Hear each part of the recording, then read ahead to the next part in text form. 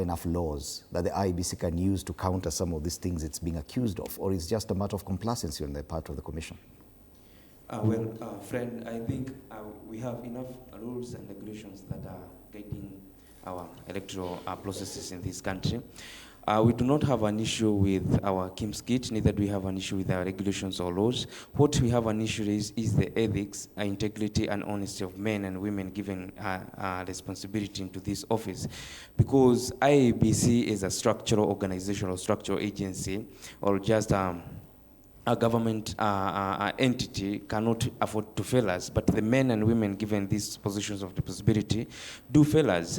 Why am I saying so? Because it is the sole responsibility of IEBC to maintain, of course, and with the cooperation with our security agencies to maintain security to every section or every ward or constituencies that is having such an elections. What we experienced in Mbeere North or wherever areas that had an elections was pure electoral manipulations, voter bribery, political violence in those areas. That is not part of guidelines that guide our political or electoral processes.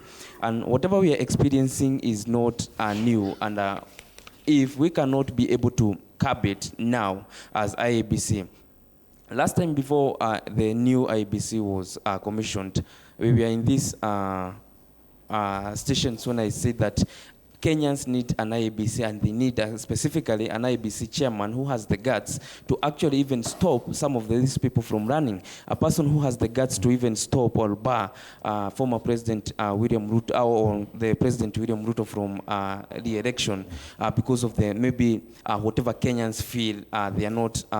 You don't think this chairman can do that?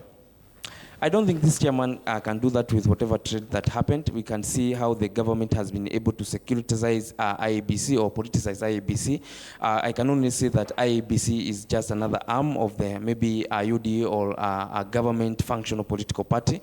I don't think IEBC delivered a fair and free elections. Neither do I believe that IEBC will even be able to bar some of the or disqualify some of the unqualified candidates who will be wanting to run for either position, whether it is MCA or the president himself. Because at this time, as Kenyans, if we are really serious about changing our country, we really need to have men and women of valor and men of value.